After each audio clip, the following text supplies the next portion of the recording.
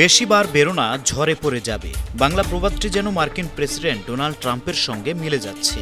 শুল্ক নিয়ে বিশ্বের বিভিন্ন দেশের সঙ্গে বাদানুবাদে জড়িয়ে অনেকটা চাপে ট্রাম্প। আর মার্কিন প্রেসিডেন্টের এমন টালমাটাল অবস্থার সদ্ব্যবহার করতে আদা জল খেয়ে নেমেছেন বিশ্বের আরেক পরাশক্তি চীনের প্রেসিডেন্ট শি জিনপিং। এতে হুমকির মুখে যুক্তরাষ্ট্রের আধিপত্যবাদ। চলমান চীনে সাংহাই কোঅপারেশন অর্গানাইজেশন এসসিও সম্মেলনে অংশ নিয়েছে বিশ্বের 20টিরও বেশি দেশ। বিশেষজ্ঞরা বলছেন, এবারের সম্মেলনের মাধ্যমে বিশ্বের নিরাপত্তা ও অর্থনীতিতে নতুন মেরুকরণ হতে পারে, যার একদিকে থাকবে যুক্তরাষ্ট্রের নেতৃত্বে পশ্চিমা বিশ্ব আর অন্যদিকে চীন রাশিয়ার নেতৃত্বে বাকি বিশ্ব। এবারের সম্মেলন যুক্তরাষ্ট্রের জন্য অনেকটা চ্যালেঞ্জ হয়ে গেছে, এমনটা জানিয়েছে মার্কিন গণমাধ্যমগুলো।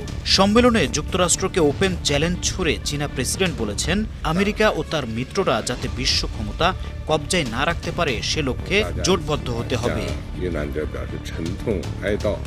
এবারের সম্মেলনে ভারতের প্রধানমন্ত্রী নরেন্দ্র মোদীর অংশগ্রহণ নতুন মাত্রা যোগ করেছে।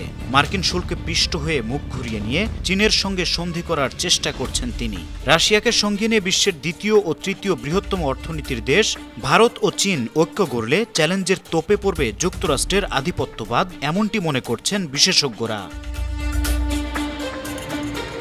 আন্তর্জাতিক ডেস্ক, 52 টিভি।